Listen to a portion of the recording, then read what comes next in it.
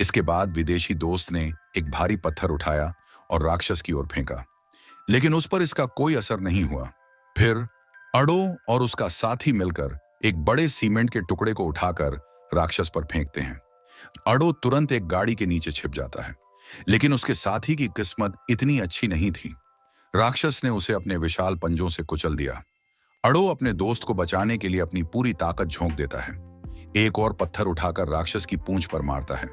राक्षस दर्द में चिल्लाने लगता है और अब अडो का पीछा करने लगता है।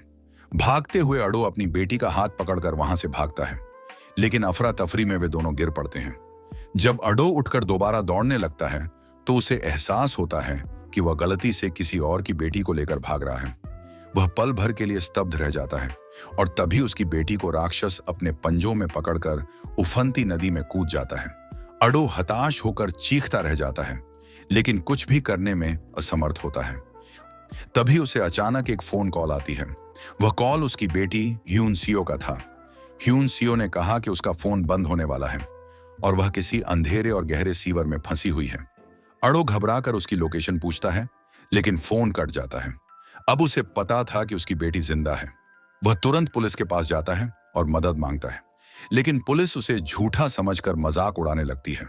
यहां तक कि जब अडो के भाई ने फोन कॉल ट्रेस करने का सुझाव दिया तो पुलिस ने साफ मना कर दिया। अब उनके पास कोई विकल्प नहीं था।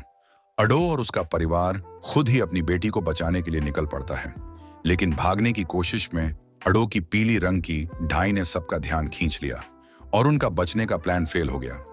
इसके बाद वे एक कार में भाग निकलते हैं। अडो के पिता अपने सारे पैसे खर्च कर ब्लैक मार्केट से शिकार का सामान और 3 शॉटगन खरीदते हैं। अब उन्हें इंटरनेट पर भगोड़ा घोषित कर दिया जाता है, लेकिन यह भी उन्हें उनकी बेटी को बचाने से नहीं रोक सकता।